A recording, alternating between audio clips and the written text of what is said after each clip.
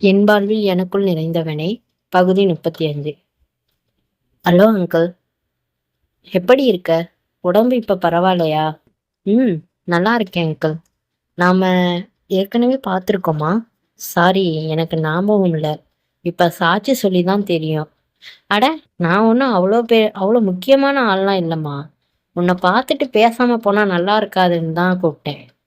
ஏன்னா அவர்கள் பேசி கொண்டு இருக்கும் போதே ராம் வந்துவிட, மகி, இங்க என்ன பண்ற? உன்னை சாப்பிட தானே போக சொன்னேன், கிளம்பு என அடிக்கும் குரலில் உருமினான். அவனின் கோபத்தை உணர்ந்தவள் ஒன்றும் பேசாது அங்கிருந்து நகர்ந்து விட்டாள். பரவாயில்லையே, ஞாபகம் மறந்து போனாலும் புருஷனோட கண்ணசைவுலயே புரிஞ்சுக்கிட்டு போற.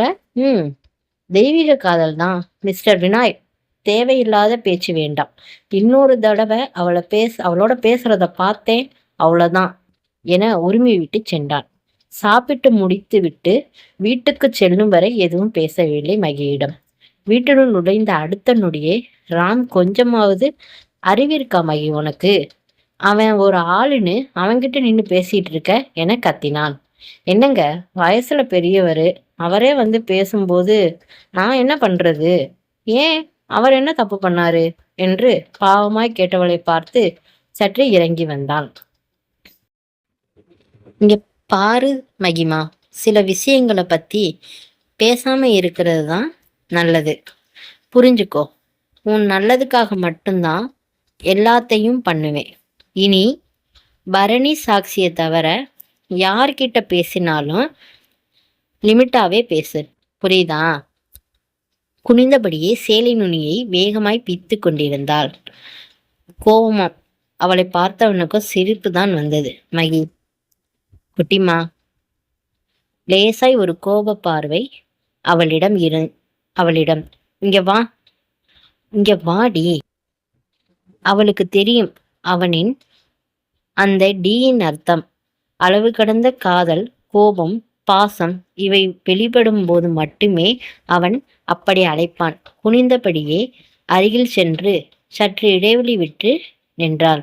அவன் கையை நீட்டி அழைக்க அவனுக்கு ஒழுங்கு காட்டிவிட்டு திரும்பி நின்று கொண்டாள். பொண்டாட்டி, ரொம்ப பண்ணாத, தப்பு உன்னோடது. சட்டன்னு திரும்பியவள், பழசெல்லாம் மறந்தது ஏன் தப்பா?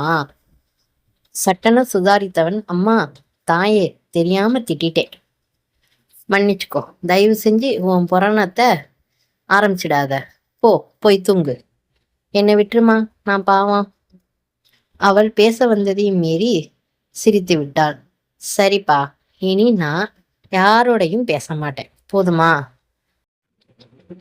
இன்னெல்லாம் என்ன பண்ணலாம் என்பது போல் ராம் பார்க்க அழகாய் சிரித்தவாறே தன் வேலையை கவனிக்க சென்று விட்டாள். புடவை மாற்றி வேலையை முடித்து வரும்போது ராம் பால்கனியில் நின்று கொண்டிருந்தான். அவள் வரும் ஓசை கேட்டு திரும்பியவன் அவள் தந்த பாலை வாங்கி கொள்ள அவன் கைகளை பற்றி தோளில் சாய்ந்தவாறு நின்றாள். ராமும் அவளை சீண்டவில்லை. ஏனோ அந்த நொடி ரம்மியமாய் இருப்பதாய் தோன்றியது. அவளை மெதுவாய் நகர்த்தி அருகில் சுவரில் சாய்ந்தவாறு அமர்ந்தான். இரவின் ரம்மியமும்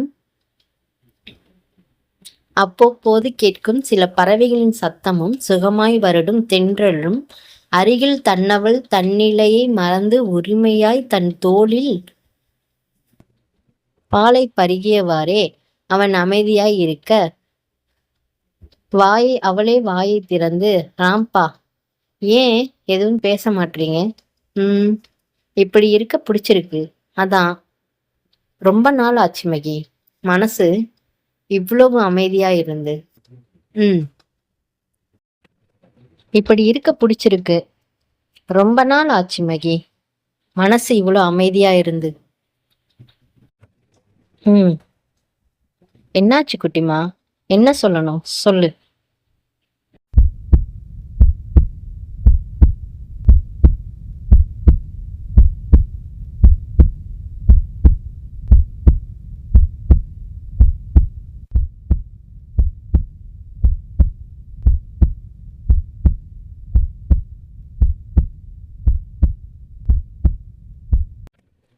ஆச்சரியமாய் ஒரு பார்வை அவளிடம்.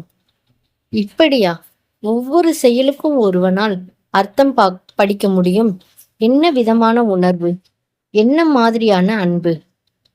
மகி, ஒண்ணுமில்ல ராம். முக்கியமா ஒண்ணுமில்ல ராம். சும்மா உங்க தோல்ல சாஞ்சுக்கணும் போல இருந்துச்சு, அவ்வளவுதான். நம்ம லவ்வ பத்தி சொல்றீங்களா? அழகாய் ஒரு குறிஞ்சிரிப்பு அவனிடத்தில். சொல்லிட்டா போச்சு. நிஜமா அது ஒரு அற்புதமான காலம் மகி. அது லவ் பண்றவங்களால மட்டுமே உணர முடிஞ்ச விஷயம்.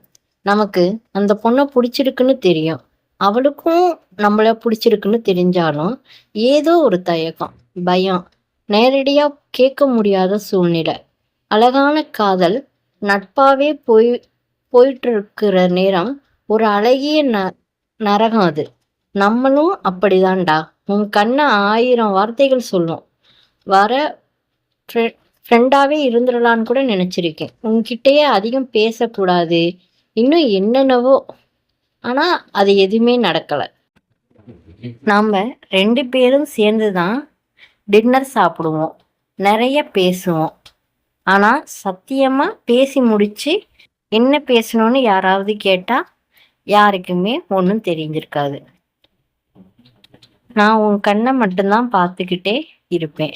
அது எப்படிதான் உன் வாய் பேச ஆரம்பிக்கும் போது அதுவும் துடிக்குமோ தெரியல என்றவரே அந்த நினைவில் சிரித்தான்.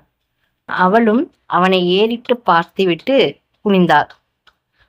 முதலா உன்னை பைக்ல கூட்டிட்டு போனேன், அன்னைக்கே நான் காலி. 5 நிமிஷம் டிராவல் தான். ஆனா உன்னோட அருகாமை என்னை என்னென்னவோ பண்ணிடுச்சு. என்னவோ என் பொண்டாட்டிய ஊருக்கு அனுப்பி விடுற மாதிரி ஒரு ஃபீல். இறங்கி நீ ஏதாவது பேசுனா என்னடா பண்றதுன்னு இருந்தது. ஒழுங்கா ரிப்ளை கூட பண்ணிருப்பேனான்னு கூட தெரியல.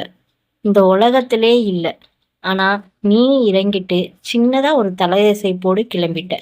ஒருவேளை நீயும் என்ன மாதிரிதான் ஃபீல் பண்றியோன்னு தோணுச்சு.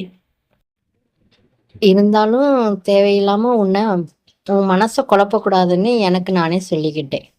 இந்த மாதிரி எத்தனையோ இருக்குடா குட்டிமா என் மனசுல. இன்னைக்கும் அழகா கவிதைகளா அத்தனையும் பத்திரமா இருக்கு. அது எல்லாத்தையும் தாண்டி நம்ம கல்யாணமான அந்த 3 நாட்களுமே நம்ம லைஃபோட பொக்கிஷன்.